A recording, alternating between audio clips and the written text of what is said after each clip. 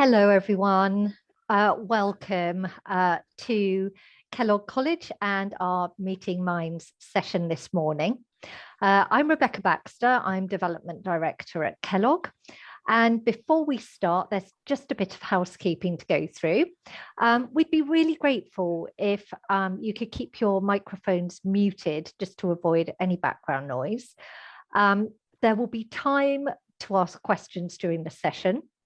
And you can raise a digital hand or put any questions in the chat box, which is being covered by my colleague Shabazz and me.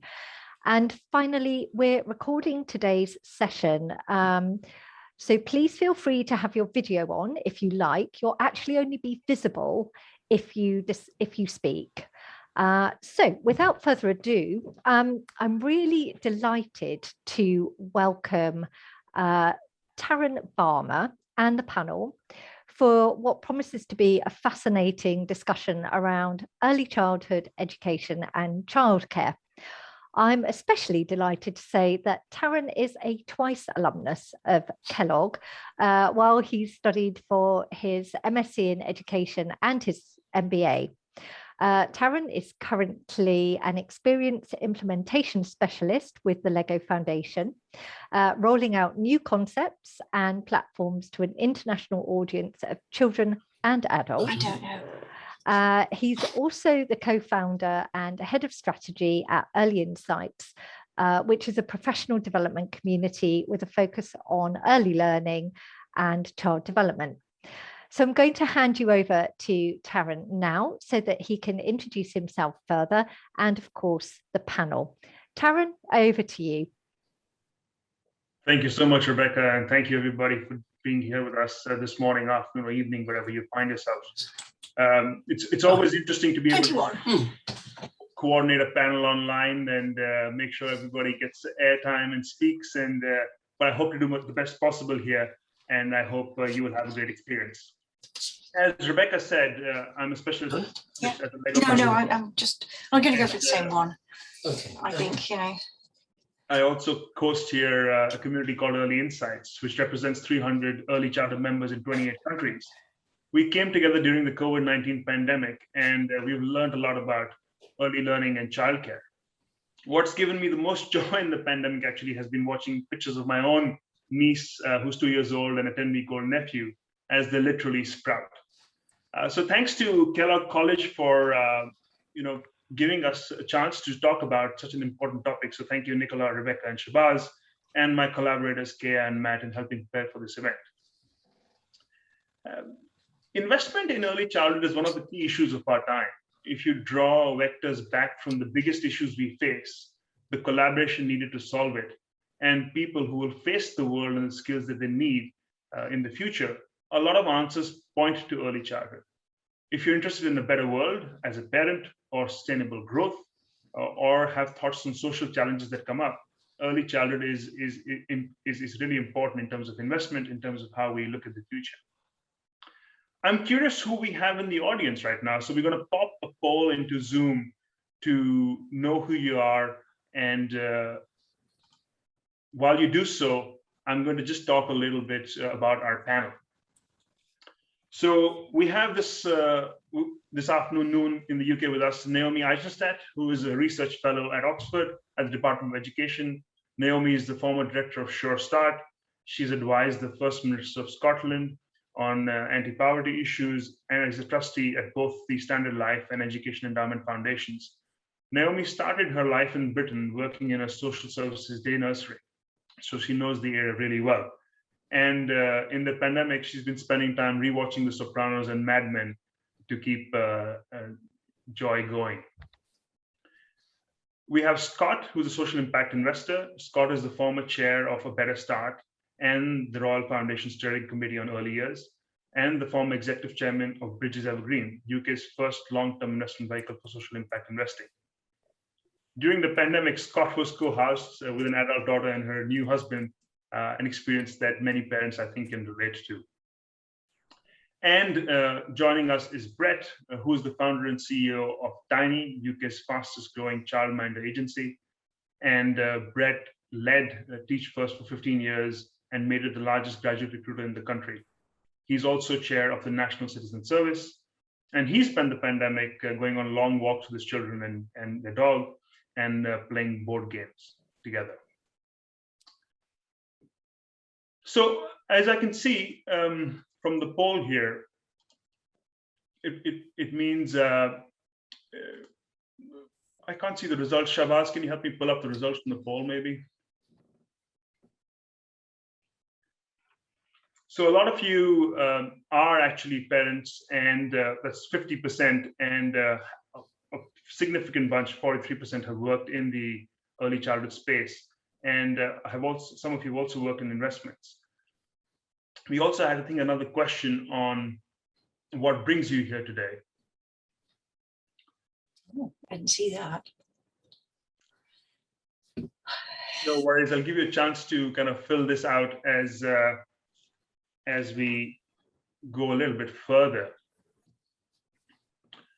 Thanks for showing interest in how we create a flourishing early childhood education sector and the role we can play in making this a reality.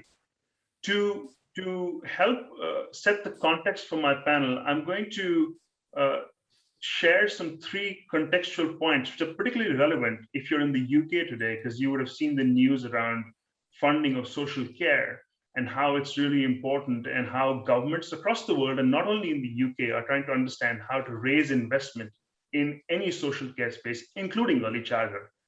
And with the finite balance sheets that every government has. Yes. Change your name. Yeah, I don't need to worry about that because I'm not going to contribute. It would be quite helpful to understand how that can be done. So why is early childhood important? I think ECE investment, early childhood education investment, is important as a grandparent or parent or a citizen, because it works in terms of, if you think about it in terms of your health, the returns accrue across a long period of time. And as you can imagine, governments play a critical role in that process. So there are 3 key points I'd like to make in relation to the fact that you bring up that this is an interesting session. You all have young, or some of you have young children, and you're involved in the social sector, and you seek to be actively engaged. 3 key points that I'd like to set up for the panel. One is around stacking the odds.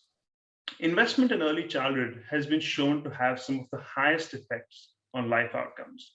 What happens between birth to 3 is fairly critical to the success of these young ones as they become the builders of tomorrow. Every dollar invested in early childhood returns around $2 to $16, depending on the estimate the economists run. Number 2, while there are huge benefits to these dollars invested, the data shows this is a very patient investment. The benefits are not seen for a long period of time, and that's why it can be difficult to get some excitement behind this. You would have noticed maybe that President Biden in the US has talked about the America Families Plan, which is proposing to invest $225 billion in making childcare affordable via tax credits and investing in high quality programs and in the workforce. This is a rare success of a policy being passed in Congress or in government. And we'll speak a little bit more about that through the panel.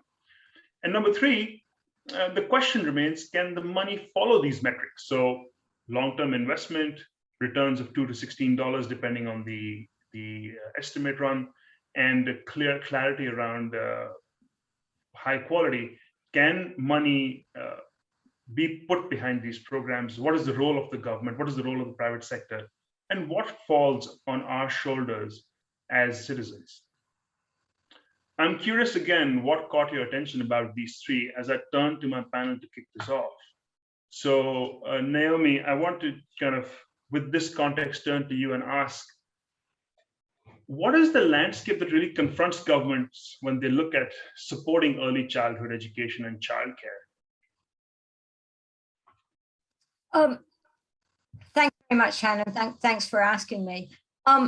If I look at the UK context, which I know better because I've lived in Britain for the last 40 years, the landscape is really very, very mixed, and I think deteriorated in the last 10 years because there was massive investment in early childhood education and care. between 1997 and around 2010-11. And then it began to fall off. What I would say our landscape now is very, very expensive childcare of pretty mixed quality. And particularly, and I'm glad that Brett's going to talk about childminding, because there's no statutory care for under twos and only limited free care for 2-year-olds. So we don't get to free childcare until 3 and 4-year-olds. So, and even then it's very mixed quality. It's very similar to the issues that we're facing in social care, in the sense that provision is mixed between private, voluntary, and the public sector, and that in that mix you have different funding arrangements, you have really complicated ways of supporting it. The other thing that's similar is that it's a very low wage profession. In fact, the employment group that was most opposed to a national minimum wage were private providers of childcare, because they didn't think they could afford a national minimum wage. And so it's low pay, low skill, very high turnover, which all affects quality of childcare. I'm afraid in Britain today, both in early childhood care and education and in adult social care, we have a very mixed and a not very optimistic picture. Thank you, Naomi. And what does this mean for the government when they start looking at wanting to invest in the space? How can they raise the floor, or what are the challenges that they face? Well, the challenges they face are the same debate. And you just have to look at the Scandinavian countries. The Scandinavian countries have very good public services because there's a tolerance for high taxes. Particularly in the UK and the US, there's a very low tolerance for increasing tax. And it's interesting, others will talk about what's happening in the US right now in the Biden administration. So it can be done. And I hope it's sustainable. And for us, it has not been sustainable. You need a thriving economy. A thriving economy is dependent on a female workforce. A female workforce is dependent on childcare. But to get the kind of outcomes you describe and the kind of return on investment, that childcare has to be very high quality. And the tension in the UK has been the balance between, are we providing childcare to increase female participation in the workforce, or are we providing childcare as a means towards longer term education, social and health gains? And I'm afraid in this country, it's very leaning towards the employment side and not the child development side. Thanks, Naomi. I think very interesting highlights on the tensions there. I caught on to your points around investment and how those dollars could be invested if the money exists. Scott, if I may turn to you, could you share what are the barriers to investing more in the space, or how can the government possibly encourage investment to get to the high quality that Naomi speaks about? Yes, I mean, good afternoon, everybody. Nice to be here. Thank you, Tarun, for inviting me. Let me start with because it slightly follows what Naomi was saying. Let me start with a micro example. I mean, it's not that micro because I'm going to give the example of running children's nurseries. If you are minded to be an operator of children's nurseries and you're a private sector, because as Naomi says, we have a mixed model with charities providing nurseries, small amount of public sector provision, and quite a large amount of private sector provision. If you are a private for-profit operator of children's nurseries, you will gravitate to private pay, fixed hours, i.e. you can book half a day or a full day for your child, and you will gravitate away from local authority funding. And you will probably, because minimum wage legislation requires you to pay much less for younger people. So for 23 and over, it's a far higher rate, minimum wage, £8.91, than for under 23s and even indeed under 18-year-olds. So your model to maximize profit is private paying parents, fixed times in the nursery, and a younger workforce. And if you look at what's happened through COVID, and then I'll become more macro in my answer. If you look what's happened through COVID, the nurseries that are most at risk of closing, and indeed in many cases have closed, have been those that have operated in the lower, less affluent areas. So we have, Naomi mentioned this point about the tension, and that's just an illustration of the huge tension that exists between local authority funding rates of just over £4 on average per hour for children's nurseries, and the reality of how do you therefore encourage provision? Because if on the one hand you're cutting the income, and on the other hand you're increasing the costs, i.e. quite legitimately wanting to pay people more and train people more, well, the answer is provision can only go down. In terms of the other sort of, so that's my micro answer. The broader answer I'd give in terms of what are the barriers to investment in the early years, and I broaden that early years out to include pregnancy, to include support for parents, as well as education of children and care for children. They are the long time frames involved. They are the challenge of visibility in terms of little children are less visible than adults or older children. The challenge of the causality or the lack of causality, you know, we know that our experiences in early childhood and our environment in early childhood has a profound effect on us and on our future lives and our well-being and our economic potential. But it isn't causality, it's correlation. And therefore, from a policy perspective, you can't say, well, if I pull this lever or these 5 levers, the outcome's going to be like this. Picking up the point about the health and social care work that's going on at the moment, I think governments have limited bandwidth. And I think one of the challenges right now in the UK is that bandwidth in terms of care reform more broadly is being taken up by older adults and adults through the health and social care. So I think it will be harder to see massive change of the sort that's happening in America with the American Family Plan in the UK. Thanks, Scott. Thank you, Scott. I love the micro macro ping pong you bring up, and I'm going to come back on children being visible from one of the audience questions we polled. But sticking with quality, high quality, and the challenges that you highlighted on the micro level on local authorities, I want to turn to Brett here a little bit and ask, if we want to create a high quality workforce and funding is constrained, what do you think is possible, either in terms of efficiency of the money already in the system, or how capital is distributed between the balance of child minding that Naomi mentioned and childcare? Brett?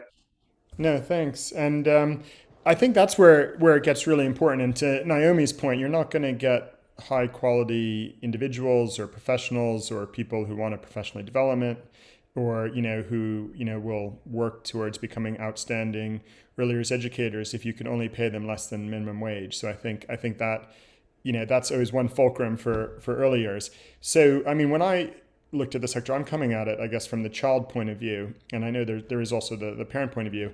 After 15 years at Teach First, working with lots of secondary schools, and these huge gaps that exist in UK, in English and British schools, larger than in most countries in the world.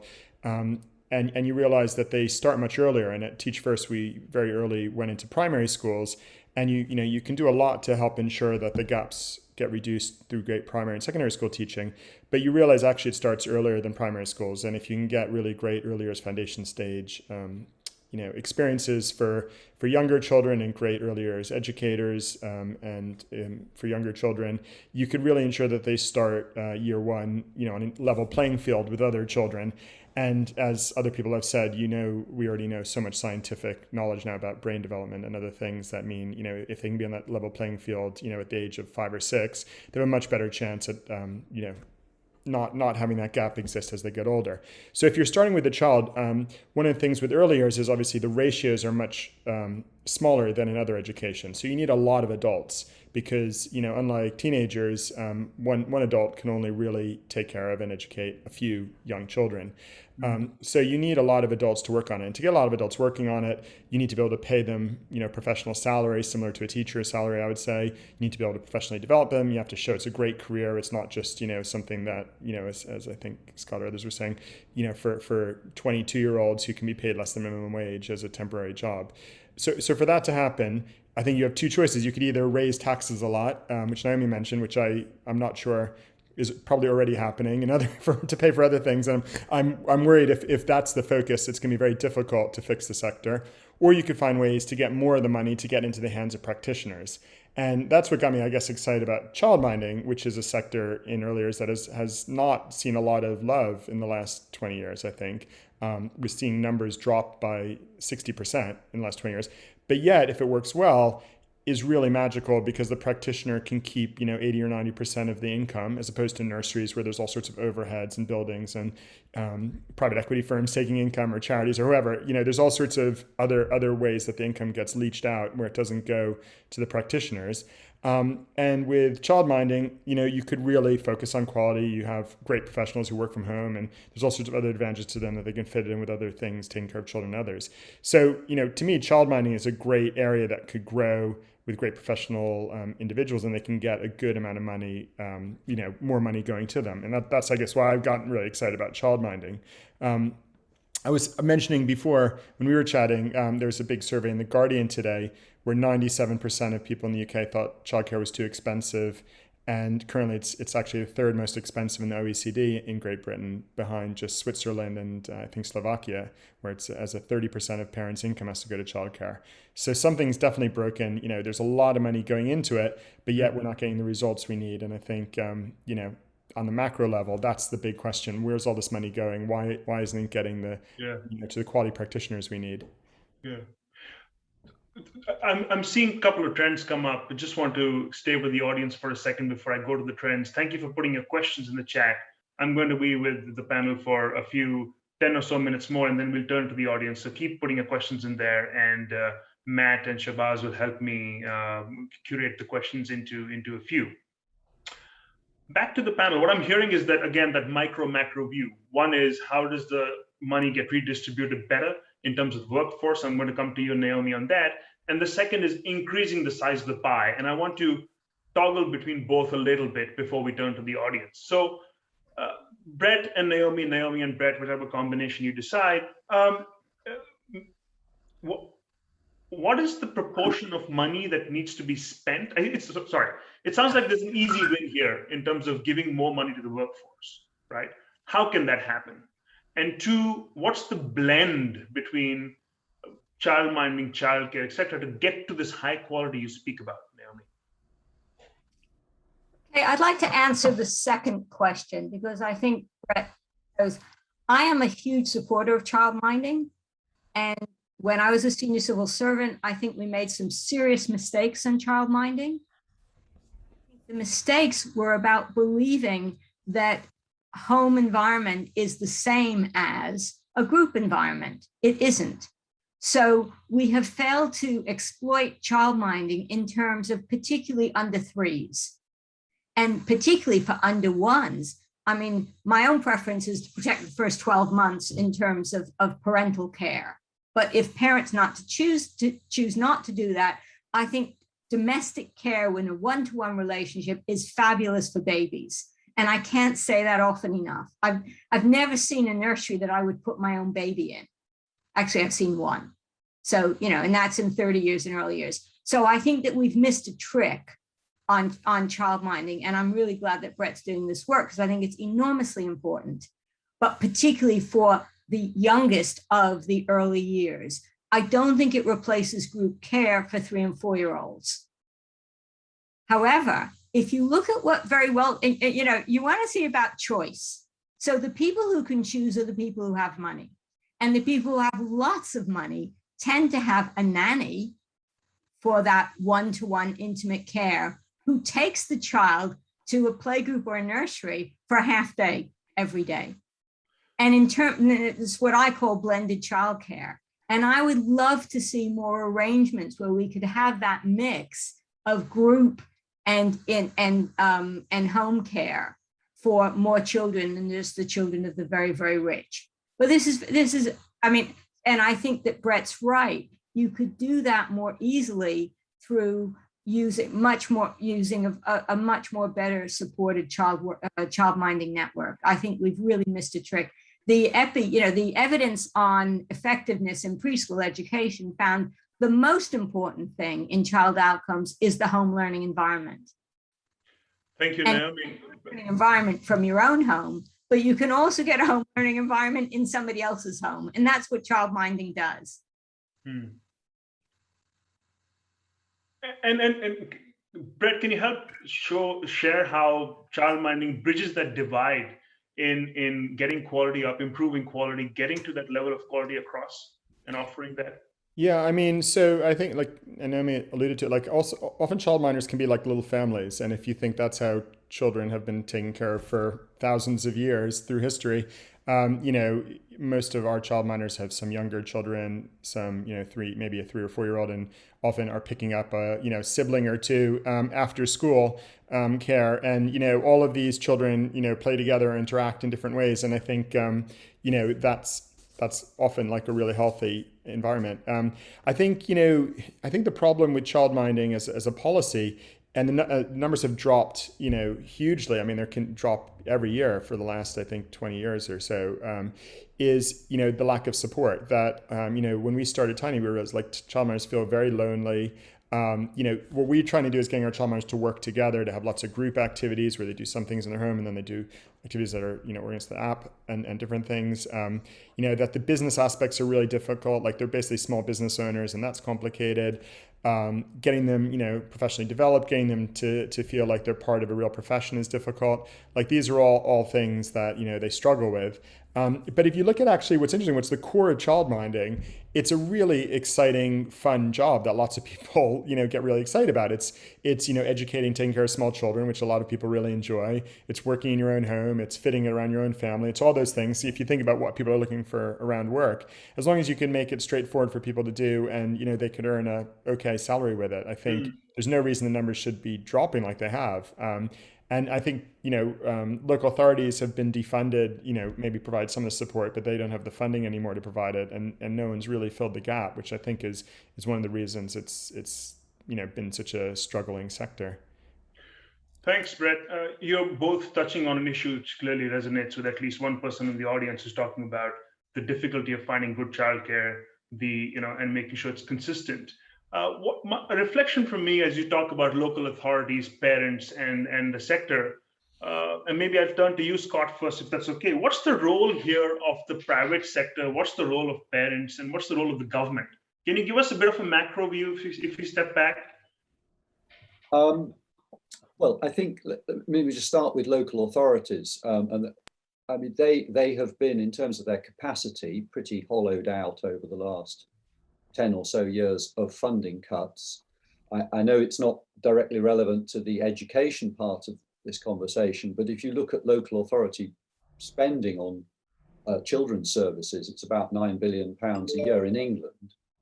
And go back 10 years, less than 60% of that was on emergency, safeguarding, protection related issues. That's now about 80%. So in other words, the money that local authorities have to spend on what I'll call early intervention or preventative services has dramatically reduced, and even more so if we put those numbers in real terms.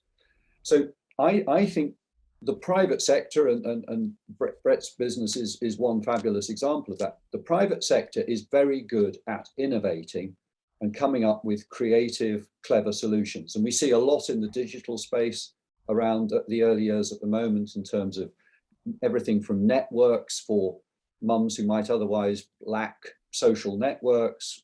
We see digital tools that help the home learning environment, digital tools that help during pregnancy and the preparation for having a child through information and support. So there are a whole slew of really, really interesting private sector initiatives. But I think when it comes to the bigger picture, and when it comes to helping those who are least advantaged, there is no way round the lack of money and the need for public money, howsoever raised, howsoever taxed or found, to be a major, not a part of that equation, because the driving force that will help educate or train people engaged in the early years workforce better, that will be largely public money. If you think about training programs, if you think about apprenticeship training, etc., much of that is sourced either through regulation or straight from the public purse. So I do think, and the read across to the ambition in the US at the moment with their families plan. Yes. I'm afraid I don't see. I think the private sector is playing and can play a fabulous role, but that role will never address the scale of the issues we face. Thanks, Scott. For that we need government action. Absolutely. I think you'll find a cheer in Naomi as well. If I think I can safely say that the public is the way to go. And I can see Gianetta and Vivian, at least in the chat, saying, you know, they're concerned about local authority schools closing, and they appreciate public support. So, elephant in the room. How does one get more government money aligned? Because we all know it's been a challenging decade for government, a decade and more of the last year for government and public money. What sort is it tax credits that get more money? Is it the private sector stepping forward and saying, you know what, we want to experiment with something in the city and then roll it out with philanthropy? What are the tools that you could maybe shed light on? And that's open to all of you on the panel. Well, shall I start, and then Naomi will take over, then me. Carry on. But I mean, it's a combination of things. I think if you look at the fact that statistics say that after housing costs, over 30% of children in the UK are growing up in poverty. Well, therefore, tax credits or improved child benefit must be, or a lesser withdrawal rate of universal credit, and all of those things must be on the table as items to be considered. I think if you look at employers, you could possibly think about providing tax breaks for major employer-related childcare support, childcare provision, make it a deductible expense, put an obligation on major employers to help fund, particularly for lower paid staff, their childcare arrangements. That would be it's indirect taxation in a sense. The other thing would be to up the funding rates for the training of the early years workforce. You know, the apprenticeship as an example, funding rates for the early years qualifications are not particularly high. Would they attract more people if they were higher? We'll know only if those people could go on to earn a bit more money. So we go back into the same circle. I'll let Naomi add to that. Yeah, thanks very much. Just a couple of things. One is that I'm glad that Scott did mention the child poverty rates in the UK right now, because a piece of work that I do with Carrie Oppenheim called Parents, Poverty in the State argued that all the evidence shows that money in its own helps in terms of child outcomes. It's not just services, because money reduces stresses on families, and stress on families is bad for child outcomes. So there's very, very good evidence on that. But I think if we get back to, you know, how do you change the zeitgeist? I think when I was a civil servant, what you have to do is go with the grain of what the government says it wants to do, because they were elected. And you just have to acknowledge that. And that's important. But the government is very clearly saying they want to level up. And I don't understand why the leveling up story, reducing inequality, which is very much part of the current government's narrative, we're not applying more rigorously to what Scott says about, and what Brett says is about the importance of early years in terms of lifetime outcomes. So there's two reasons to do it. One is that it will help to level up in the long term, but The other reason is that by doing what Scott was talking about in terms of money in people's pockets, poor people spend their money locally. They don't, they don't buy yachts. They don't buy, foreign properties in the south of France. They spend their money locally. And as Jane Wolfogel and Paul Gregg established many, many years ago, when you increase poor people's incomes, they disproportionately spend the money on their children. So there's two things you need to do. We need to tie the arguments to what government says it wants to do, and I believe that they do want to do it, and argue the case for investment in early years, and particularly families with young children, because families with young children even are poorer than families with older children. So there are lots of reasons for this investment. Thanks, Naomi. I actually have a big question for all three of you that I'm going to come back, and I might get Brett to start on this, which is to say, I hear that investment in early childhood is important. I want to meet the audience where they're at, and I want to get your thoughts on what can people in the audience do to bring this up in the consciousness of the leveling up agenda in the UK or wherever they live. And Brett led Teach First to become the largest graduate recruiter in the UK and focused on education. So Brett, maybe you have some experience you want to share. I also just want to say before I turn to Brett, this might be my final question, and then I'm going to start taking questions from the audience. So please put your questions in the chat for Matt and me to process. But Brett, on to you for the question around what can people do to bring this up. I mean, so just to bring it up, I think is great. And, in conversation, if people do talk to government officials or others, I mean, it is massively important. I mean, I worry with the zeitgeist now. I don't see in my meetings, I meet with lots of different government officials, ministers, stuff. I don't see a lot of interest in additional funding going to early years. I think this budget, this comprehensive spending review, is all about cutting budgets. So I would agree that it would be a great use of funding and a great use of tax money to put more into the sector. I don't see it happening in the next 2 to 3 years, and hopefully I'm being pessimistic, which is why my focus is, well, if there is a pot, how can it be used more effectively for the practitioners? I guess that's sort of the problem I'm trying to solve right now, because I struggle to see where the extra money is going to come from in the next couple of years. So bring it up in conversation, focus on the workforce. Scott, Naomi? Yeah, I might be wrong. I think in the not-for-profit space, I mean, Naomi and I were both involved in the Big Lotteries A Better Start program, just again to use an example. And this was a £200 million 10-year grant program designed to pump prime investment in preventative support for children and young families in deprived parts of the country. I think it's fair to say that even 7 or 8 years since we started, and neither of us are involved any more in that, so I'm not up to date on it. But I don't think that it was proven. But I think the ambition there was to pump prime to save money down the road. So in other words, if we could pump prime investment in the early years and in support, there would be less money needed to be spent down the road on statutory intervention and safeguarding. I don't think the case was fully proven, but we shouldn't give up on those types of programs. Where the not-for-profit sector could play a role would be in, again, trying to pump prime, innovative, preventative, with the ambition for system change.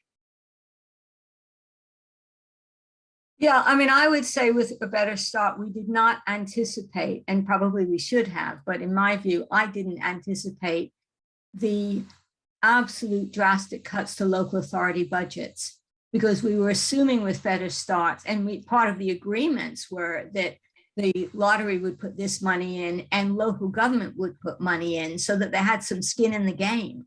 Because if the money is just provided by foundations, then you don't have any way that builds in the system, which will need to fund eventually. So I think, and we just did not anticipate how brutal those cuts would be for local government, where they just absolutely couldn't do it. And Scott's right. I mean, the money now is spent almost entirely on emergency intervention, on families with the very, very highest needs rather than preventative work.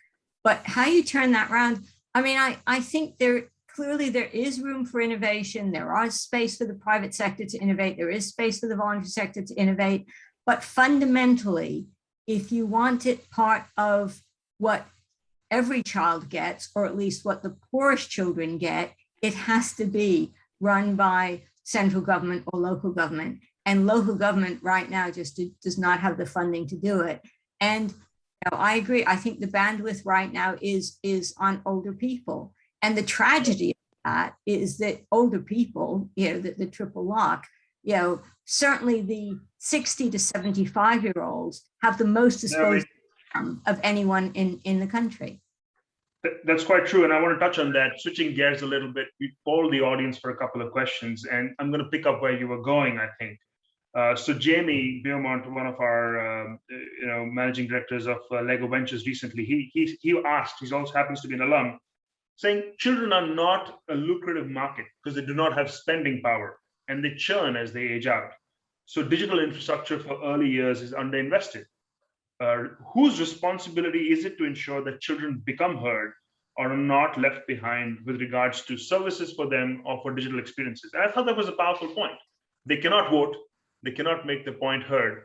How do we, your thoughts on how do we get children heard and services for them provided, not least digitally? Well, I mean, we know because there's masses of evidence, and we've referenced it in this conversation about the importance of the early years and the effect that it can have on life chances and well-being, et cetera, et cetera.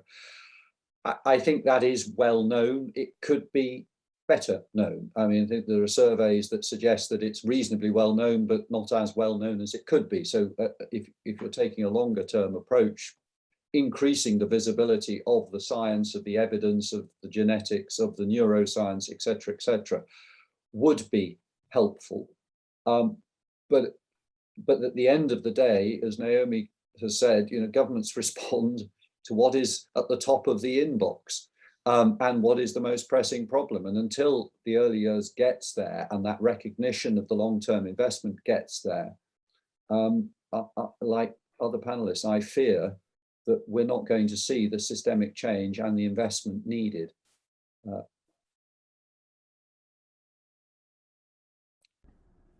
I've stunned everybody. Agreed. I mean, it's a struggle. Assessment, but there we go. I remember at Teach First, we were, got a lot of government support to go into secondary school, and that's something they got very excited about, additional good teachers in secondary schools. It was harder to get support in primary schools and incredibly hard to get support to go in, just as one example, early years, especially since I said, look, we would only go into early years if our teachers got, full, just like our other teachers, PGCE, accreditation and same salary as other teachers. We would only do it, and those are sort of our red lines for it. And you could just see, like, for some reason, and this is a few political governments, not just the current Conservative or Boris Johnson government, like there's a lot more excitement about secondary schools than early years. Even though if you were really looking at impact per pound, I'm sure early years would give you a much greater impact per pound than a secondary school teacher. And I think there's probably all sorts of cultural and other reasons for that need to be worked on over. Thanks, Brett. And Kellogg has kindly reminded me, would anybody like to kind of come off mute and ask the panel a question directly, or you could put it in the chat, which we have the last 10 minutes here for you to be able to do so.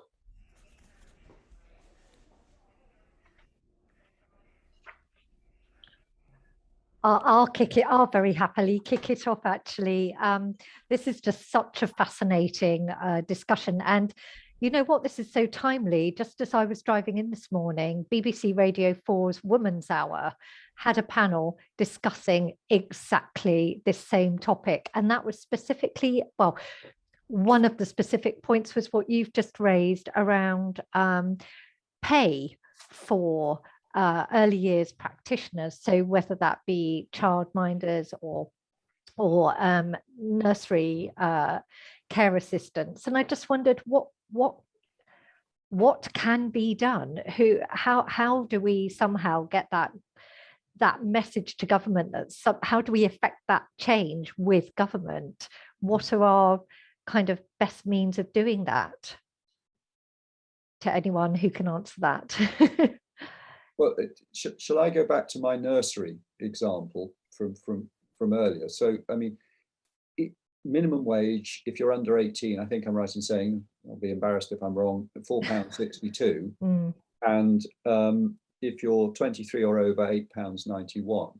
Mm. If local authority funding rates for nurseries are an average across England of about £4.30, and then you've got the ratios of how many children you staff per child, depending on the age of the child. What that in a nutshell tells you is that if you are only reliant on the local authority funding rates, you need full groups, i.e. up to the ratio limit, and you need people to be there for half day or full day sessions, not have the flexibility around their lives to come in for a few hours, etc., etc. And even then you will struggle to break even. Now, whether you're a charity or a private for-profit provider, you will really struggle. And the examples I've seen of I'm a social impact investor, so I've looked at examples and tried to invest in examples of what I'll call mission-driven private operators that are actually willing to take the compromise of lower financial return for greater social impact by investing in less affluent areas where the local authority provision is a greater proportion of their overall provision. And where they end up is employing more younger people, because that's the only mechanism, because your income's fixed because the local authority tells you what it is. Your costs are fixed because the government legislates for minimum wage, quite rightly. So your only flex is what is the age range of your staffing.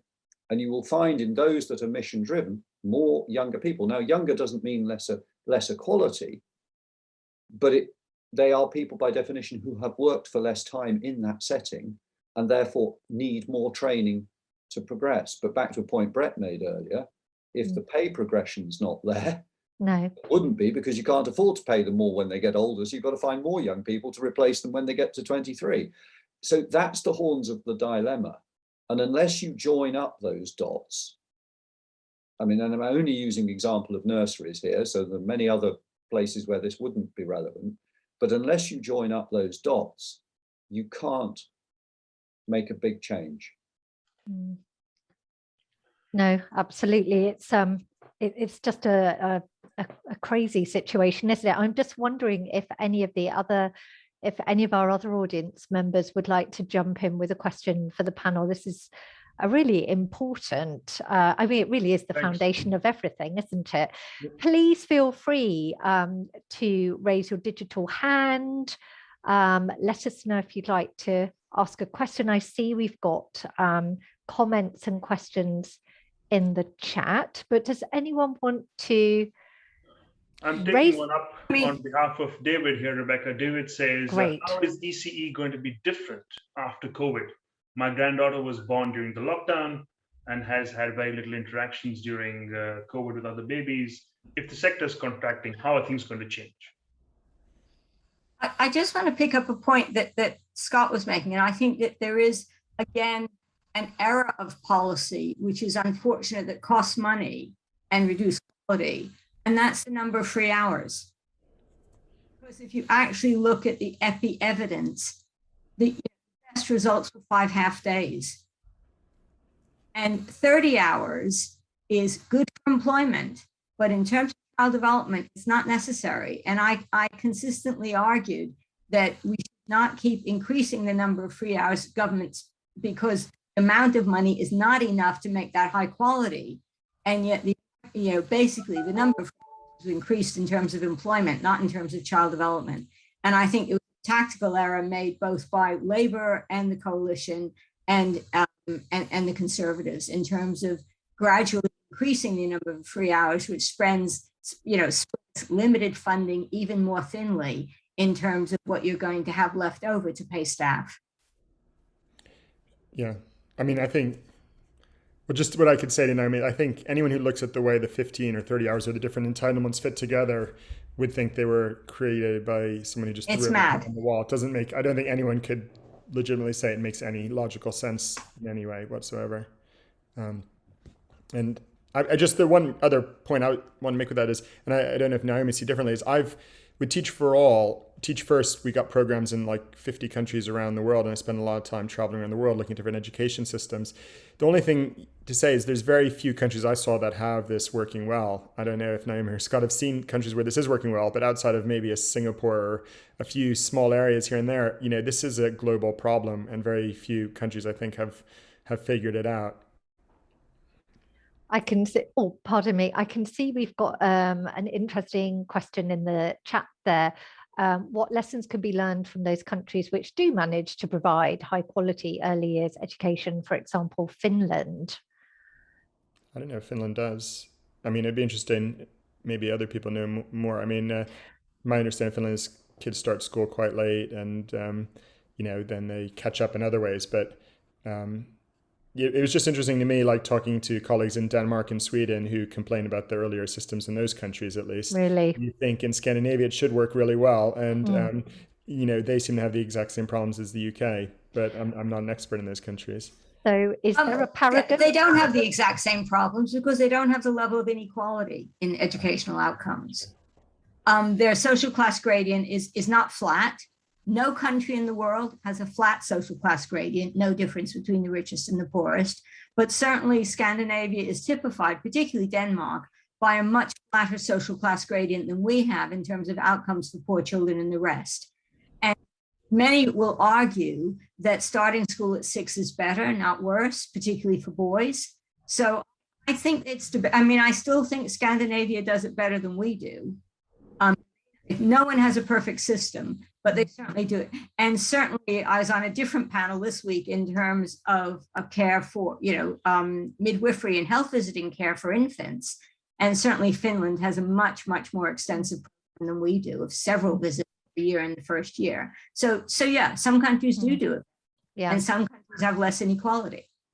So I can see this is now really starting to spark some lovely kind of interaction between the audience and the panel. We are starting to run out of time, but I can see Eric has been very patiently waiting with his digital hand up. Eric, would you like to ask the panel your question? Yes, it really, can you hear me? Yes, absolutely. It really is along the lines of some of the things on your chat.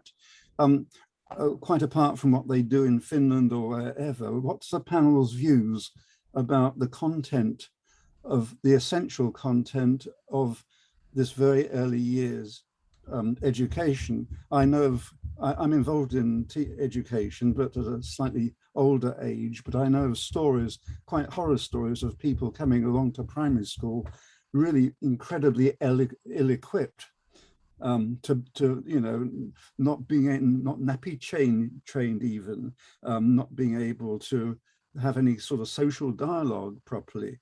But what are the panel's views about you'll be talking a lot about funding and all that sort of stuff and training, but do you have any actual views about the specifics? Over to you, panel. I'm happy to start. I think that we adopted rather than a 0-up child development story, we adopted a 6-down child development story and have over-formalized early years.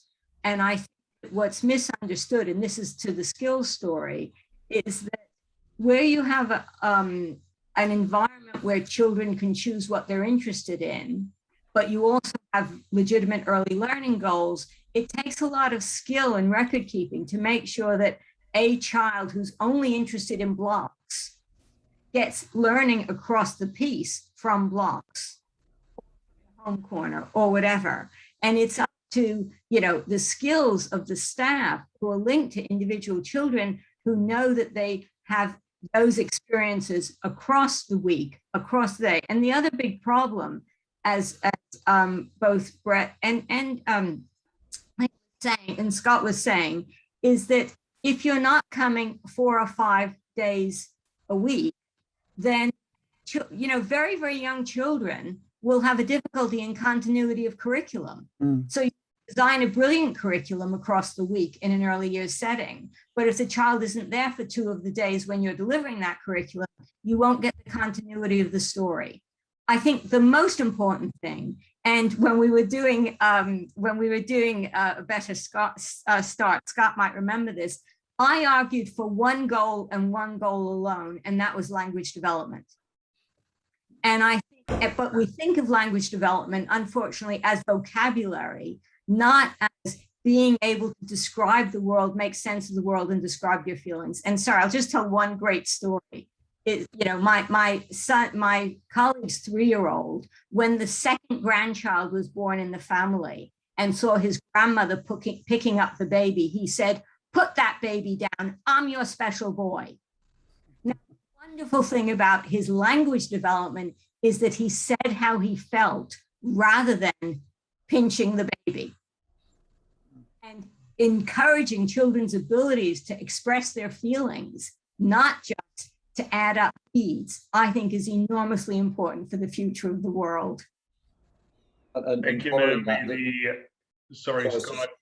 I was just going to say, and following that, the sort of this debate about the push down, I mean, just to reiterate what Naomi said, we take our key stage at later years goals, which are more around reading, writing, and maths, and we push, and we're in danger, and there's this constant tension of pushing those down into the early years, where actually it's about social and emotional development. It's about language in the broad sense of the word that Naomi described. And I was, again, an anecdote from a better start. I remember speaking to a primary school teacher in Rochdale, and she said, none of our children are school ready. Now, she wasn't using that in the reading, writing, and arithmetic sense. She was meeting that in the tie their shoelaces, put their coat on, etc. Eat with a knife and fork. So it's that we mustn't lose sight of the broader development and broadest definition of the word education.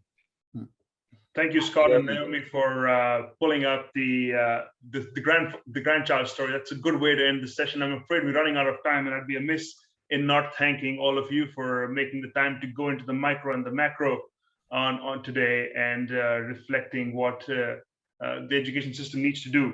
And just Eric, thanks for the last comment. This panel would be great in terms of specifics, but we did intentionally step back and decide to talk about how does the space look, and offer alumni who might be in different situations take away lessons. Thanks for this afternoon. We have some notes that we popped into the chat, and look forward to continuing the conversation at another forum. Thank you, Naomi. Thank you, Scott. Thank you, Brett. And thanks, Kellogg College, for hosting an important conversation on social care. Have a good day, everybody. Thank you. And thank you very much, everyone, for joining us. Tarun and the panel, that was absolutely fascinating. And audience members, thank you so much for taking time out of your day to join us. We'll hope to see you again soon. Thank you very much, everyone. Bye-bye.